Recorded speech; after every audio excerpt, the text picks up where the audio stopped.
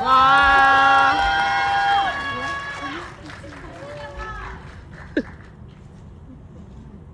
안녕하세요, 하현상입니다. 반갑습니다.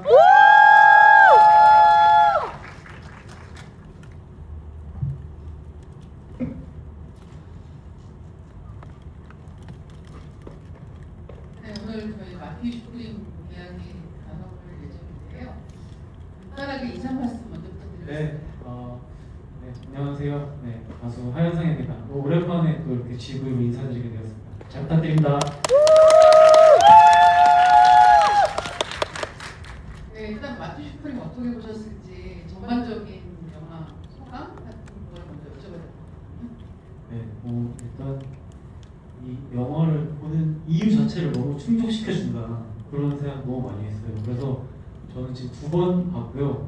2번 보면서 든 생각이 한 번 더 봐야겠다 라는 생각했던 것 같아요. 그 한 번 더 보고 싶다라고 생각하시게 된 포인트 같은 게 있다면 어떤 게 있을까요? 이제 2번 보면 사실 내용이 어떻게 전개되는지를 알고 보는 거잖아요. 근데도 너무 재밌더라고요. 그리고 이제 3번째 봐야겠다는 생각이 드는 건 이 내용이 알고 전개되는 걸 봐도 이 미장센과 이 세트장과 이런 것들을 보는 그 행복도 너무 컸다. 그래서 3번째 보는 것도 좀 예매를 하려고 하고 있습니다. 그 영화라고 하는 게 사실은 배우 연기도 있고 줄거리도 있고 그다음에 촬영, 음악 여러 가지 요소가 있는데 그런 게 굉장히 잘 어우러진 작품이 아닌가라는 생각을 하게 되고 아마 좋아하시는 것도 그런 부분이었겠다라는 생각을 좀 하게 됩니다. 네, 그래서 평소에도 원래 영화를 많이 보시는 편인가요? 네, 스케줄이 없을 때는 작업실에 보고 그리고 시간이 되면 영화관 가서 보는 것도 굉장히 좋고 영화 자체를 좀 즐기는 편입니다. 평소에 좋아하시는 영화 장르 같은 가리지 않고 다 보는 편인데 요새는 애니메이션에 좀 빠졌어요. 그래서 요새는 애니메이션을 이렇게 옛날 애니메이션들 다시 보고 막 그러고 있었습니다. 네.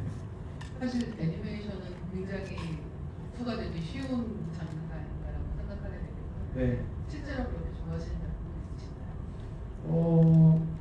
사실 저는 만화를 굉장히 좋아해요. 만화책을 보는 걸 좀 더 선호하는 편이고 그런데 게다가 애니메이션은 영화로 나온 애니메이션을 좀 보는 편입니다. 지브리라던가 아니면은 드림웍스, 옛날 드림웍스 막 이전의 작품들 그런 것들 굉장히 좋아합니다. 네. 이 얘기만 들어도 하루 시간이 꽉 찰 것 같지만 저희 마티 슈프림 이야기를 네. 넘어가 보도록 하겠습니다. 사실 이 마티 슈프림이라고 하는 영화가 꿈과 욕망에 대한 이야기라고 볼 수 있잖아요. 그래서 이 주인공 마티가 어떻게 자기가 원하는 것을 이루려고 노력하는가 하는 과정에 대한 이야기인데요. 사실은 가장 이상적이라면 꿈을 추구하는 과정이 모두에게 받아들여지는 방식으로 무난하게 추구되면 제일 좋겠지만 사실은 마티는 그 무난한 방식하고는 굉장히 거리가 멀게 살아가고 있는 사람처럼 보이는 측면이 있는 것 같습니다. 그래서 주인공 마티가 어떻게 보면은 자기가 원하는 것을 추구하기 위해서 주변을 희생시키기도 하잖아요. 그래서 그렇게 열망이 강한 이 인물이 어떻게 다가왔을지 여쭤보고 싶습니다. 일단 주변인들의 희생도 있겠지만 또 마티 본인의 희생도 굉장히 또 크다고 또 생각이 들고 이제 그런 말 있잖아요. 큰 힘에는 큰 책임이 따른다. 스파이더맨에 나오는 말인데 그런 것처럼 어떤 큰 성취에는 큰 고통이 따르는 게 당연하다고 생각이 들기도 했던 것 같습니다. 근데 이런 게 사실은 예술하시는 분들한테는 굉장히 좀 익숙한 화두이기도 하다는 생각이 들어요. 그렇죠. 예. 그러니까 모든 걸 다 가질 수는 없다라고 생각을 하게 되고 내가 진짜 원하는 게 뭐지라는 것에 대해서 생각하고 결정을 했으면 큰 방향으로 나아가게 되는 네, 어느 면에서는 좀 대가를 치를 준비가 돼 있다. 어떤 그런 느낌도 있는 것 같아요. 제 스스로도. 네. 마티는 엄청나게 많은 대가를 치르고 있잖아요. 네. 영화를 보면은 계속해서 대가를 치르는 게 이 마티가 살아가는 방식이라는 생각이 네. 들기도 하고 그 대가를 어떻게 치르느냐가 이 이야기의 특별 같은 것을 만들어내는 데 하는 것 같은데 영화를 보다 보면 약간 제발이라는 감정이 네, 꽂히는 그런 느낌이 들죠. 어디까지 하려는 걸까라는 생각이 들어요. 그래서 사실 보시면서 이 얘기가 어떻게 끝날지를 상상하게 되잖아요. 처음 보실 때 혹시 어떤 엔딩을 상상하시면서 보셨을까요? 처음에는 사실 이 도쿄 챔피언십을 못 나가게 될 거라고도 예상을 못했어요. 사실 나가서 도쿄 챔피언십에서 이 마티가 우승을 해서 이 정말 스포츠 영화 어떤 그런 정석으로 흐르겠거니라고 생각을 했는데 아예 나가지도 못하게 되고 또 엔딩이 어떤 그런 영화가 거기서 끝날 줄도 예상을 못했던 것 같아요. 네. 그래서 지금 말씀해주신 것처럼 사실은 스포츠 영화라고 하면은 보통은 이제 마지막이 야구 영화 같은 경우에 흔히 얘기하는 9회 말 투아웃 역전 말로 홈런이라고 하는 딱 그런 장치가 있잖아요. 그래서 이 주인공이 어쩌고저쩌고 하다가도 역병과 고난을 이기고 결국은 자기가 원하는 제일 중요한 어떤 승리의 순간을 이룬다라고 하는 게 굉장히 중요할 때가 많은데 사실은 슬램덩크 같은 그렇죠. 네. 이게 마지막에 가서 완벽한 승리를 거머쥐는 게 아니고 진짜 소중한 게 무엇인지를 확인하는 과정으로 이 이야기가 전개된다고 하는 게 굉장히 재미있기도 한 거예요. 네. 그래서 사실은 마지막에 어떻게 보면 실패하는 이야기잖아요. 근데 그런 면에서의 특징이 있는 것 같고 이 이야기를 보시면서 이 마지막 엔딩이 어떠셨을지가 좀 궁금해요. 사실 이제 한 줄 평을 준비하면서도 저는 이 마지막 엔딩이 저에게 주는 감동이 너무 커서 그 엔딩에 대한 이야기로 한 줄 평을 썼어요. 이제 제가 썼던 한 줄 평이 이제 만신창이가 되어서 만난 영혼의 체크포인트라는 말을 했었는데 이 어떤 이 마티 마우저라는 인물이 이 정말 사선을 넘나들고 결국에 이 만난 이 자신의 아이가 어떤 체크포인트 정말 여기서 저장되면 이 뒤로는 이제 나의 세이브 포인트가 되어서 앞으로 나아갈 수 있는 것처럼 이 영혼의 체크포인트를 만나는 게 아닌가라는 생각을 막 스스로 했었거든요. 그래서 그런 생각을 했었습니다. 네. 근데 지금 말씀하시는 거 보니까 탁구 치시나 봐요. 탁구요? 네, 탁구 좋아합니다. 사실 작업실에 탁구대가 있어요. 좀 어떻게 왜 좋아하시는지 궁금하거든요. 네, 일단 승부 자체를 좀 좋아하는 편이고 그리고 이 너무 간편한 승부라 그래야 될까요? 어디서든 탁구 한 게임 치자 그러면 정말 테이프만 있으면 칠 수 있는 그리고 탁구대가 어디에도 들어가기 편하고 때문에 예를 들면 뭐 같이 작업하는 사람들과 값싸기 내기를 한다 그럼 탁구 한 게임 치자 이렇게 해서 정하고 뭐 이런 식으로 굉장히 편하게 또 이용하는 것 같아요. 그거 마티도 하잖아요. 네, 내기 탁구 네, 좋아합니다. 이기시는 편일까요? 이길 때까지 하는 편이고 어떻게든 네, 그런 편이에요. 그러면 탁구 좋아하시니까 이 영화 보시면서 보이는 게 더 많았을 것 같거든요. 네, 탁구라는 스포츠에서 어떤 부분이 영화로 담기에 특히 매력적이구나라고 생각하시는 부분이 있다거든요. 또 생각보다 소리가 굉장히 좋아요. 네, 이 정말 가벼운 공이 빠르게 왔다 갔다 하는 그 소리를 듣는 것도 저는 굉장히 좋아하는 편이고 그리고 일단은 제가 좀 찾아봤는데 이 티모시 살라메라는 배우가 6년 동안을 탁구대를 촬영 현장에 가지고 다니면서 연습을 했다고 하더라고요. 그래서 그런지 딱 봐도 연습을 한 폼이 좀 느껴지고 그러면서 그 보는 어떤 영화를 보는 과정에서 이질감도 좀 덜하고 없고 이제 그런 것들이 좀 좋았던 것 같습니다. 실제로 티모시 샬라메의 그런 탁구 칠 때 자세 같은 게 네. 실제로 탁구를 치시면서도 이 정도면 훌륭하다라고 느껴지는 분들이 많이 있어요. 제가 보기에는 이 어쨌든 이 타격 폼이라 해야 될까요? 이런 것들도 변화를 한단 말이죠. 그래서 현대 타격 폼이랑은 좀 다른 것 같아요. 제가 보기에 이 스매싱 자체도 굉장히 위에서 이렇게 아래로 찍어내리는 그런 것들이 오히려 50년대 탁구가 이랬나 하는 그런 생각을 했어요. 네. 지금 말씀해주신 것처럼 이 원래 이 영화에 나오는 마티라고 하는 주인공이 실제 인물을 모델로 하고 있습니다. 근데 실제 인물은 지금 말씀해주신 것같이 40년대 말부터 한 50년대 정도가 가지 활동을 실제로 했던 미국 탁구 선수가 모델로 되어 있고요.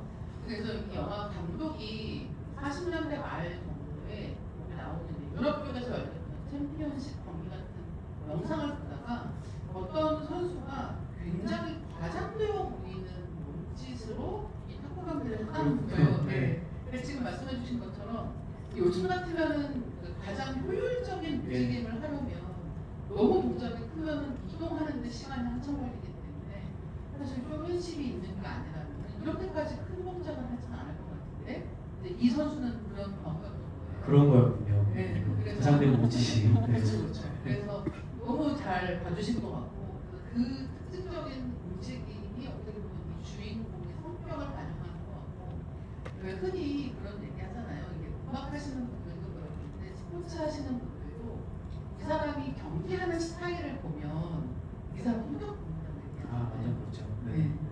그러니까 마티가 탁구하는 스타일도 어떻게 보면 마티의 성격을 좀 반영하고 있지 않나? 라고 생각을 했거든요. 어떠신가요? 네, 어쨌든 나는 사실 신발만 팔아도 평생 먹고 살 수 있을 거다 할 만큼 이 달변가에 그리고 사람을 정말 홀릴 것 같은 이 쇼맨십 이런 것들이 다 경기에 드러나고 지면 쓰레기통 집어 던지는 어떤 그 승부욕도 다 드러나는 것 같습니다.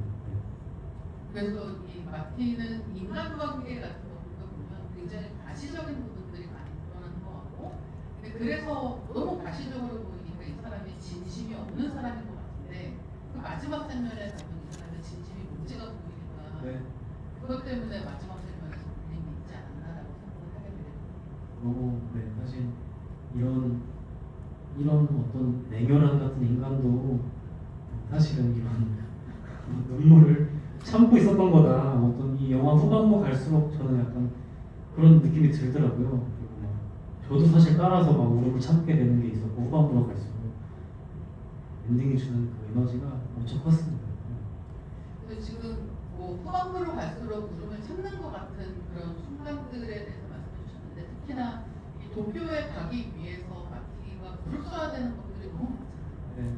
그러니까 돈을 마련하느라고 어떻게 보면 주변을 희생시키기도 하지만 말씀해 주신 마티 자신이 희생하는 것들 자기가 자기를 걸고 해야 되는 것들이 너무너무 많고 그리고 이 후반부로 갈수록 이 돈을 마련하는 게 될 것 같다가 될 것 같다가 호흡해서 좌절하는 거에 반복이잖아요. 근데 그런 과정을 통해서 마지막 목표로 가는 거기 때문에 근데 그런 부분에서 약간 울컥하는 부분들을 느낄 수 있지 않나. 네, 정말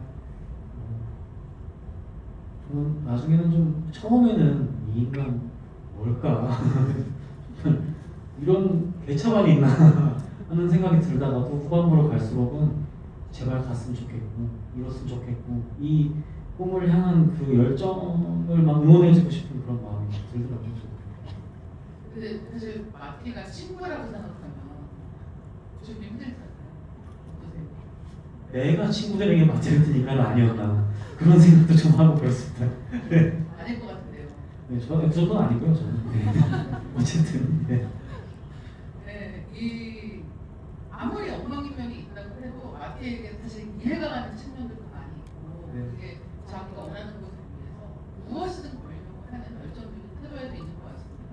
근데 그러다 보면은 마티처럼 좀 살아보고 싶다라는 생각이 드는 순간들도 좀 있잖아요. 네, 있죠. 이렇게 정말 딱 한 가지 목표만 보고 전력 질주해서 다른 거는 상관하지 않고 한번 달려가 보고 싶다라는 생각을 혹시 해보셨을 때 실제로 지금보다 더 어렸을 때 몇 년 전, 20대 초반, 중반 이럴 때만 해도 뭔가 정말 약간 결과가 더 중요한 게 아닐까? 과정보다는 결과가 더 중요한 거다라는 그런 실제로 생각을 하던 시기가 있었어요, 저 스스로.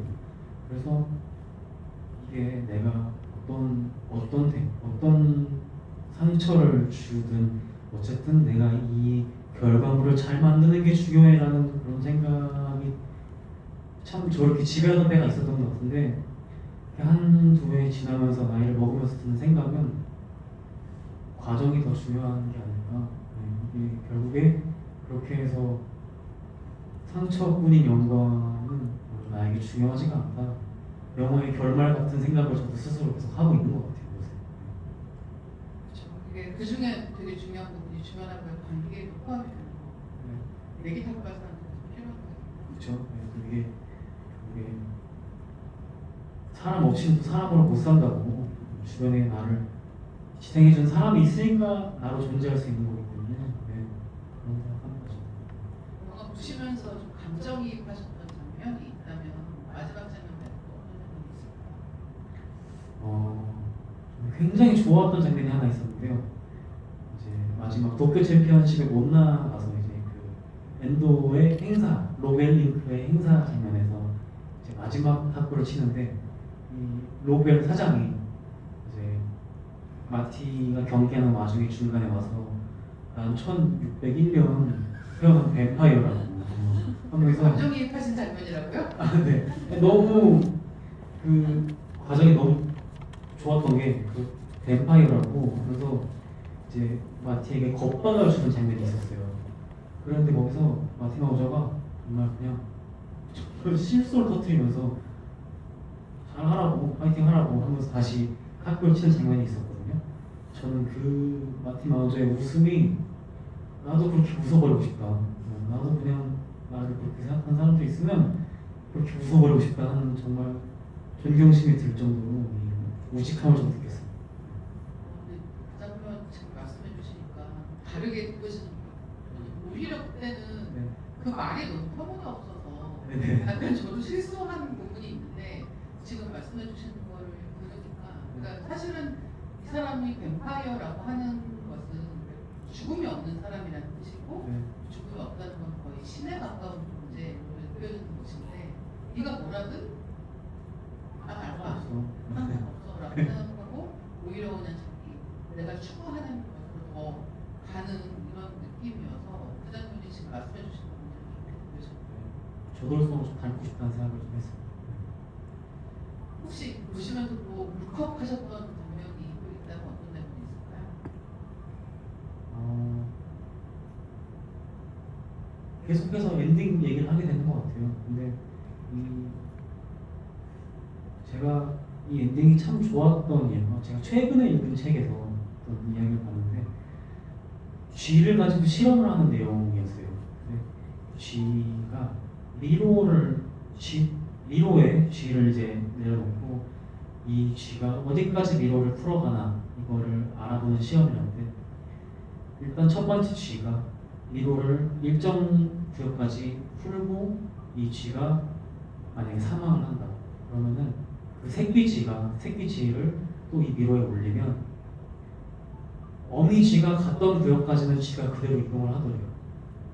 자기가 알지 못하는데 그리고 그 뒤에를 다시 이 쥐가 또 풀어서 헤쳐나가는 그런 실험 결과였다고 하더라고요. 근데 정말로 이 부모와 자식의 연이라는 거는 이렇게 이 유산이 흐르는 거구나 그런 생각을 막 하면서 이 엔딩을 봤는데 정말 그래서 사실 제가 체크 포인트라는 이야기를 했던 게 이렇게 해서 부모도 자신의 어떤 영혼의 치유를 받고 또 자식도 그 이후로 나아갈 길을 얻는 거구나 이런 생각을 했습니다. 그러네요. 네. 지금 얘기해 주신 그 실험 이야기도 굉장히 흥미롭기도 한데 어떻게 보면 이게 이어달리기를 하는 거잖아요. 네네. 그러니까 뱀파이어는 영원히 살지 모르겠지만 인간은 영원히 살 수가 없으니까 네. 결국은 생과 사가 있는 것이고 그러면 죽은 이후에는 그 다음 삶을 사는 것은 이 자식이 후손이 되는데 근데 그런 면에서 그 연결을 통해서 어떻게 보면 이 마티마우스가 삶에 대한 깨닫는 생각이라고 얘기할 수 있을 것 같아요. 네. 그게 재밌는 부분이 있고 근데 마티가 마지막에 우는 이유가 뭘까에 대해서도 되게 생각을 해보게 되긴 하거든요. 네. 네.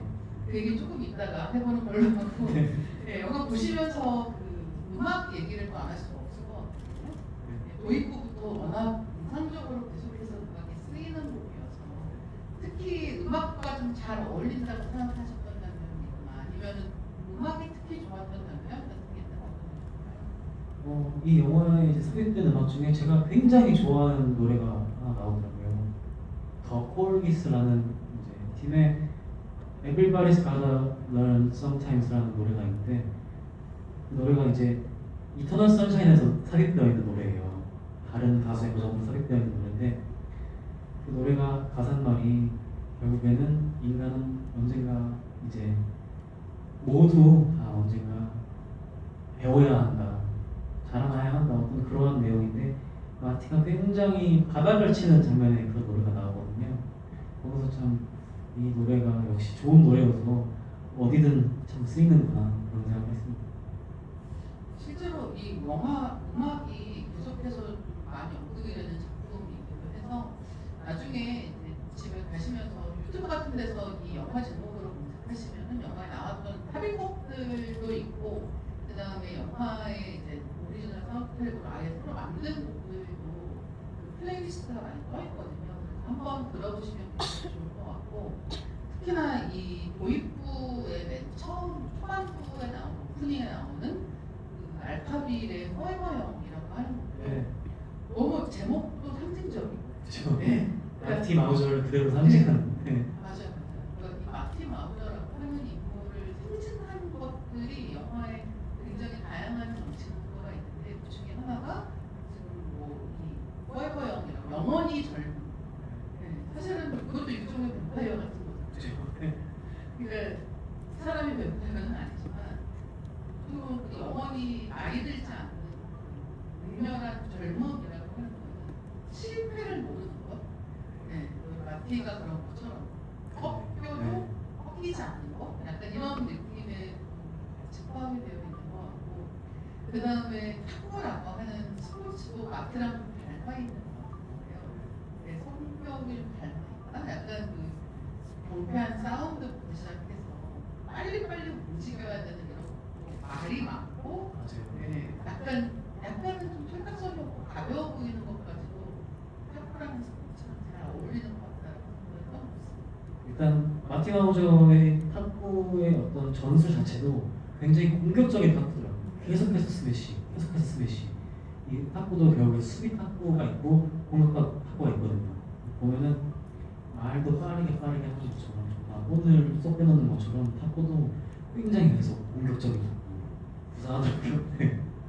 그러면은 이호 선수랑 경기를 하는 장면 같은 경우에 네. 두 사람의 전술 차이 같은 게 있나요?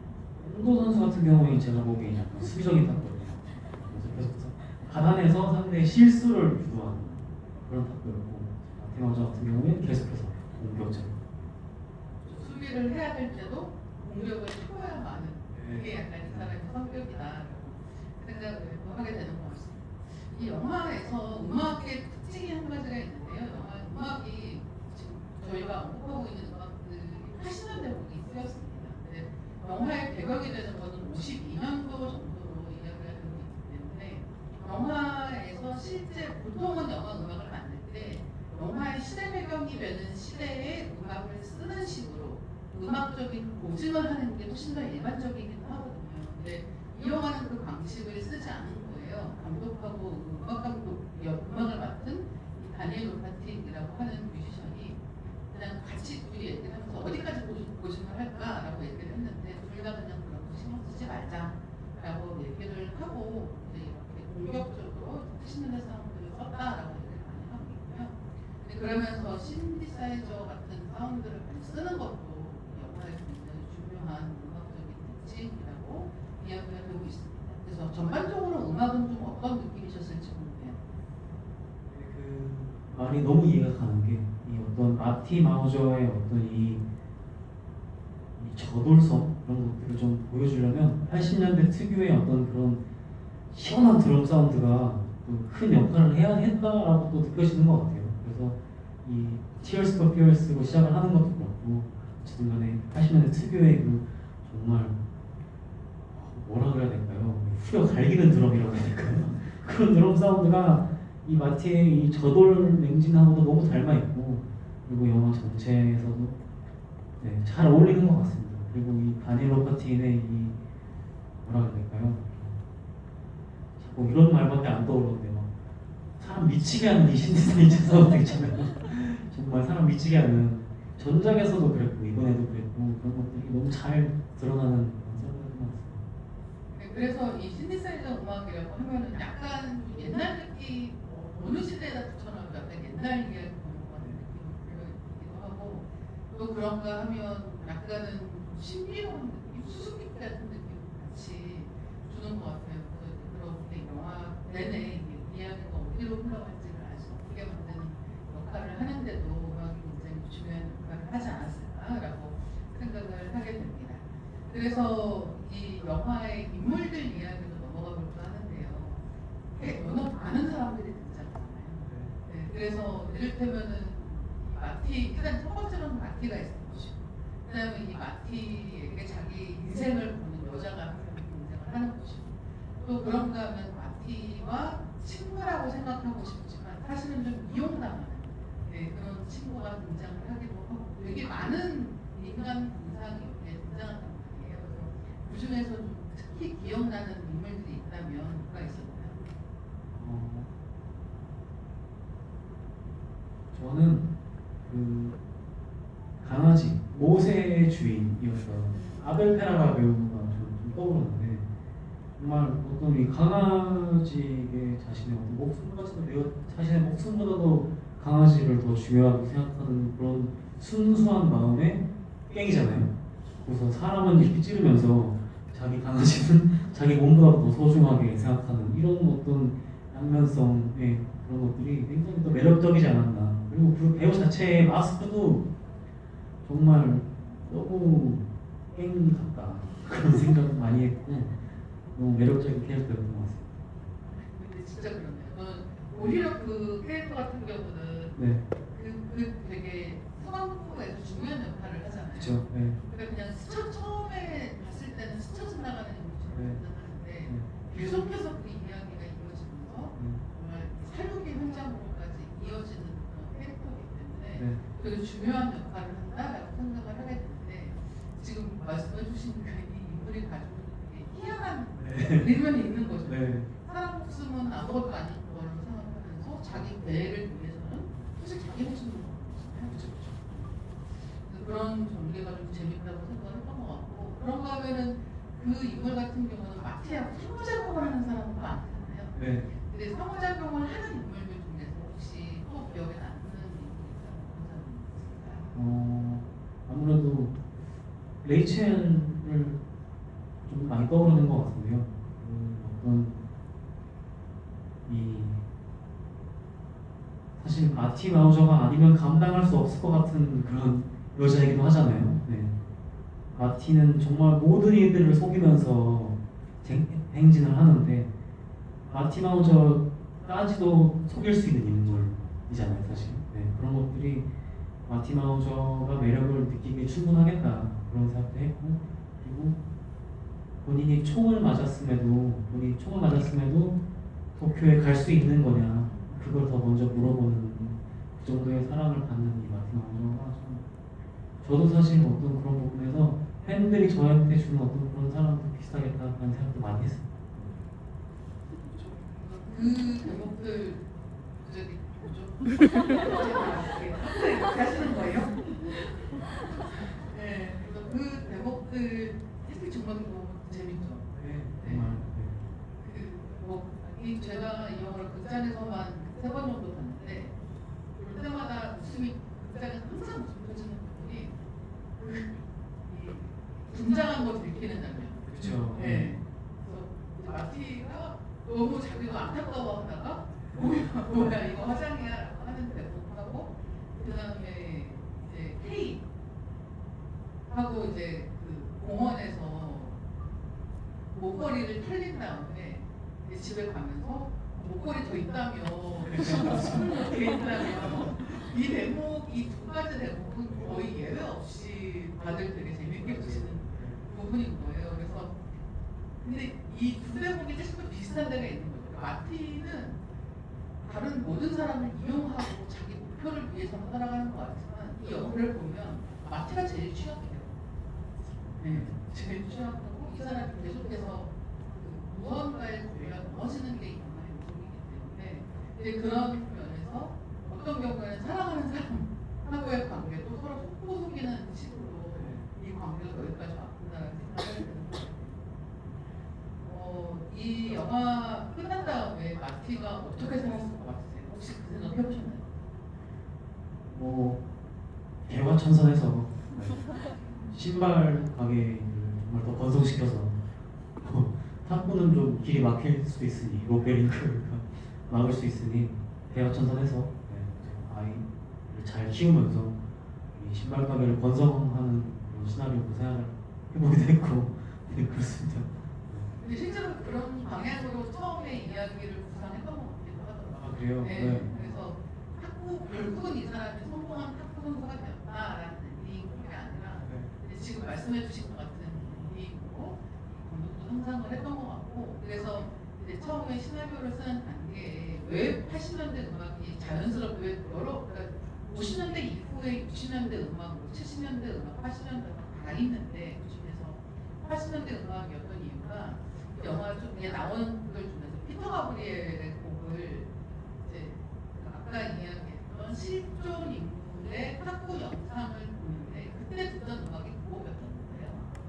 그래서 자기가 그 곡을 약간 정말 헤비로테이션에서 1000번 정도 한번 들으면 홀쳐서 계속 안 홀쳐졌는데 근데 그렇게 반복을 해서 듣다 보니까 이거 좀 잘 맞는 것 같은데 라고 생각을 했던 게 시작이었다고 하고 그래서 손녀하고 같이 80년대에 Tears for Fears의 콘서트장에 가서 옛날 일을 회상한다 같은 느낌으로 이제 이 전사가 시작되는 거 아닌가라는 발상이 있었기 때문에 80년대 음악이 쓰이게 되었다라고 하는 것은 이 감독과 음악가들의 인터뷰들에서 많이 이야기가 되고 있는 그런 부분이기도 합니다. 네, 그래서 이제 이 음악 이야기 좀 더 해볼까라고 생각을 하고 있는데요. 이제 전반적인 음악 말고도 사실 영화에는 사운드라는 게 굉장히 중요하게 작용을 하잖아요. 그래서 탁구랑 관련된 사운드가 이 영화에서는 굉장히 중요하게 사용되고 있는 것 같거든요. 그래서 뭐 예를 들면 약간 탁구공의 그 특유의 가볍고 뚱뚱 튀는 사운드라든가 네, 이런 것들을 좀 많이 사용하고 있는 것 같은데 영화의 전반적인 사운드에 대해서는 어떻게 느끼실까요? 사실 이 다니엘 로파틴의 인터뷰를 제가 좀 봤어요. 그래서 봐서 어떤 것들을 이 사람이 의도를 하고 음악에 넣으려고 시도를 했는가를 좀 궁금해서 찾아봤는데 이 우주에서 추진력을 받아서 마티를 밀어주는 것 같은 어떤 그런 뉘앙스의 이야기를 하더라고요. 그래서 결국 이 음악들이 정말 우주에 있는 것 같은 전자음악들, 특히 신디사이저나 이런 것들은 굉장히 우주적인 사운드를 표현을 하는데 그런 것들이 영화에 들어가서 마티를 밀어준다, 마티를 추진력을 준다 라는 어떤 그러한 정서를 담으려고 했다고 들었습니다. 저는. 그래서 마티를 밀어주는 것이기도 하고 마티랑 닮은 것이기도 하고 네. 양방향에서 다 음악이 작용을 하고 있는 게 아닐까라고 생각을 하게 됩니다. 음악 영화도 많이 좋아하시는 편인가요? 보통 네, 음악 영화 좋아합니다. 좋아해서 뭐 많이 그래도 꽤 유명한 것들은 많이 봤던 것 같아요. 네. 어떤 영화 음악들을 좋아하시는 편이신가요? 최근에 개봉했던 싱스트리트, 존 카니 감독 영화들도 다 너무 좋아하고 원스, 비긴 어게인, 싱스트리트 이런 것들 너무 몇 번씩 봐도 재밌어서 이번 오늘쯤면 한번 다시 봐도 되겠는데 하면 다시 보고 이렇게 하는 것 같아요. 그런데 반복해서 보시는 경험이 많이 있으신 편인 것 같거든요. 네, 아까 네. 애니메이션도 보고 이제 이 마티 슈프링도 아까 2번 봤는데 한 번 더 보고 싶다라고 말씀하신 것 같고 반복해서 영화를 볼 때에 가장 재미있는 점 같은 게 있다고 볼까요? 내가 놓치는 부분들을 다시 짚어가는 과정이 좀 재밌는 것 같아요. 그리고 일단은 마티 슈프링 같은 경우에는 내가 너무 대사도 빠르고 그러니까 내가 이 부분에서는 웃지 못했나 하면 그런 것들 찾아서 웃으려고 다시 가는 부분도 있는 것 같고 그리고 또 오랜만에 보는 다시 좀 기억이 흐릿해질 때쯤 다시 또 보는 것도 굉장히 좋아하고 다시 이 내용들을 내가 넣고 싶어서 그런 경우도 있는 것 같아요. 네, 이제 슬슬 마무리를 할 시간이 다가오고 있는데요. 마무리를 하기 전에도 해야 되는 얘기가 있죠. 배우 얘기를 해야 될 것 네, 같아요. 네. 네. 티모시 샬라메가 워낙 영화에서의 연기력에 대한 칭찬을 많이 받기도 했고 또 여러 가지 이제 이 배우가 앞으로 어떤 방향으로 연기를 해나갈지를 보여주는 굉장히 중요한 터닝 포인트 같은 느낌도 있거든요. 그래서 티모시 샬라메 연기는 어떻습니까? 저는 약간 사실 그 3점 갈리는 것 같아요. 이 영화를 보는 취향도 많이 갈리는 것 같은데 어떤 이 지휘자의 입장에서 영화를 보는 사람들이 있고 연주자의 입장에서 영화를 보는 사람들이 좀 있다고 생각해요. 그래서 어떤 감독의 역량이 잘 드러나는 영화를 좋아하는 사람들도 있고 어떠한 배우의 역량이 드러나는 걸 좋아하는 사람들도 있는 것 같은데 저는 앨범을 만들 때는 제가 지휘자인 것 같고 무대에 올 때는 제가 연주자인 것 같거든요. 근데 그렇게 생각을 해보면은 사실은 저는 무대에 오르는 걸 더 좋아하는 것 같다는 생각을 해요. 그래서 이 연기 촬영쇼를 보는 걸 좀 굉장히 좋아합니다. 그런 영화들도 너무너무 좋아하고요. 네. 그래서 티모시 살라메가 이 어떤 정말 좋은 연기를 보면은 이게 배우란다는 생각보다는 그냥 어떠한 인물의 인생을 보는 것 같다는 생각을 많이 하게 되는데 저는 그런 느낌 받는 것 같아요. 그래서 이 사람이 배우라는 생각보다 정말 그냥 어떠한 인물의 이야기를 본다 그러한 경험이 정말 너무 좋은 연기였다고 네, 그걸 정말 저는 너무 좋아하는 그런 영화의 취향이었던 것 같습니다. 네. 그렇죠. 사실 지금 설명해 주신 게 딱 그 케이스인 것 같은데 그러니까 이 영화를 보면서 티모시 샬라메네라는 느낌보다 저 사람 정말 신기하고 이라고 듣게 되는 네, 오히려 저 마티라고 하는 사람을 점점 알아가는 느낌으로 영화가 진행 끝나는 게 한 가지가 있고 그 다음에 또 한 가지 특이한 거는 이 영화에서 티모시 샬라메의 연기를 보면은 마티가 어떤 사람인지는 알겠는데 그렇다고 해서 이 사람을 무작정 좋아하게만 만드는 것도 아니고 무작정 이해하게 되는 것도 아니고 또 경계에 있는 인물을 너무 잘 연기를 하는 거예요. 그러니까 사실 영화를 보면 아까도 얘기했지만 정말 제발이라는 감정 속에서 이거 그 사람 어디까지 가는 거지라는 생각을 하게 되는데 근데 그런 감정 속에서도 이 사람이 그래도 원하는 걸 얻었으면 좋겠다 라고 생각하게 되는 감정을 계속 갖고 있게 되는 게 배우의 연기의 힘이 아니었나라고 생각을 하게 됩니다. 그리고 또 그 배우가 정말 뛰어놀 수 있게끔 정말 최선을 다해서 즐겁게 뛰어놀 수 있게끔 그 준비했던 그 연출과 이 디자인 프로덕션들과 이런 것들이 정말 찾아보니까 인터뷰를 보니까 이 어떤 정말 미국은 약간 그런 것들이 이렇게 정말 세분화되어 있더라고요. 그래서 시스템이 잘 갖춰져 있죠. 네, 그래서 그런 것들을 또 인터뷰를 보면서도 알게 되는 것도 있었습니다.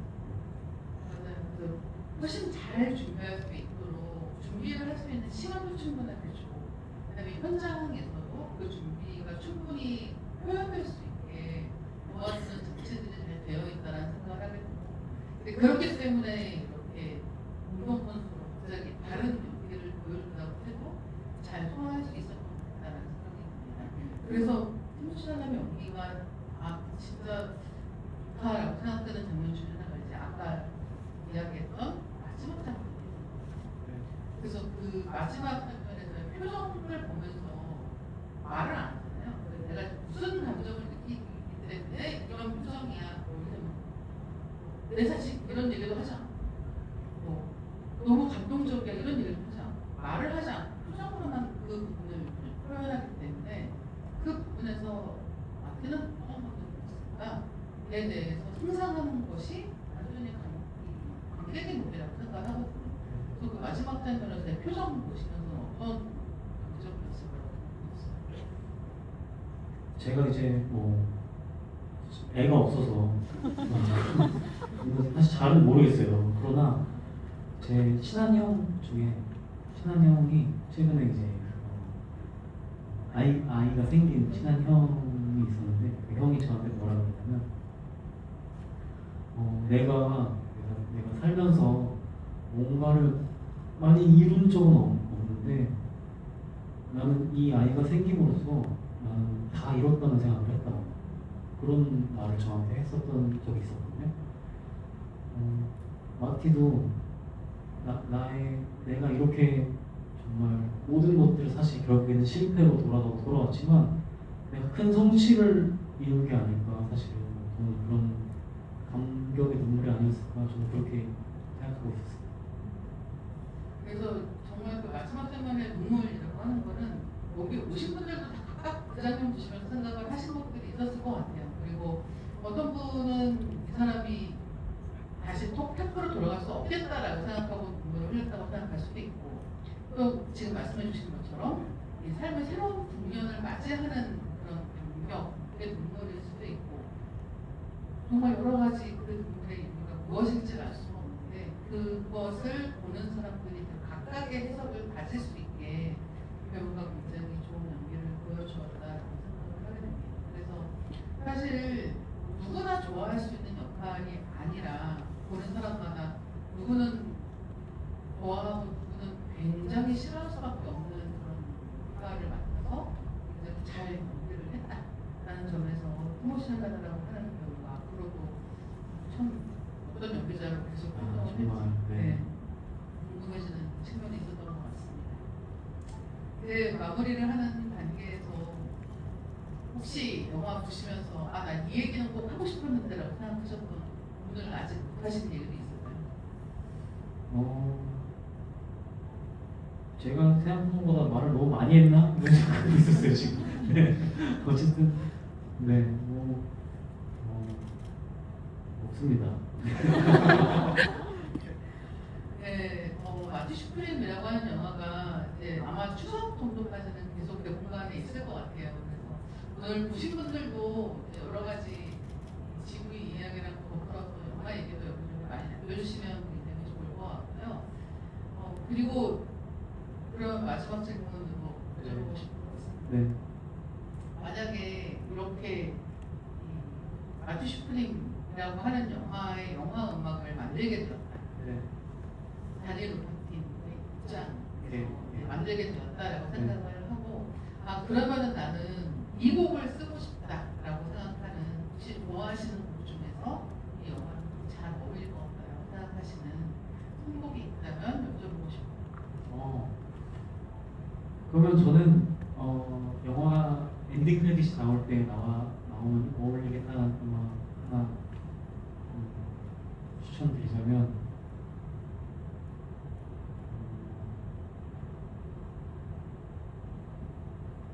파더 존 미스티의 마하시마사나라는 노래가 있어요. 그 노래 이렇게 제목을 알기 어려운 노래를 저 지금 이 대본에 없었던 질문이어서 맞아요. 네, 이거는 질문이 없었습니다. 네. 그래서 갑자기 드린 네, 네. 질문이어서 그래서 갑자기 그냥 떠오르는 대로 말씀드렸어요. 네. 네, 마하시마샤나. 마하시 마셨나요? 네, 주문인가요? 그런 것 같아요. 네. 집에 가시는 길에 한번 들어보시면 좋을 것 같고요. 이제 소감 한 말씀 듣고 마무리하겠습니다. 네,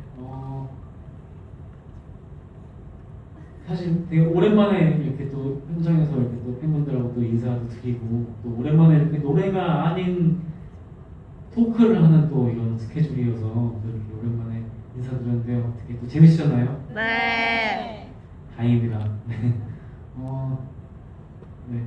저도 말 많이 하니까 또 재밌네요. 이렇게 또 오랜만에. 그래서 자주 또 이렇게 인사드릴 수 있었으면 좋겠고, 네, 마티 슈프림 많은 사랑 부탁드리겠습니다. 네. 네, 오늘 늦은 시간까지 함께 해주셔서 감사드리고요. 다음에 뵙겠습니다. 네.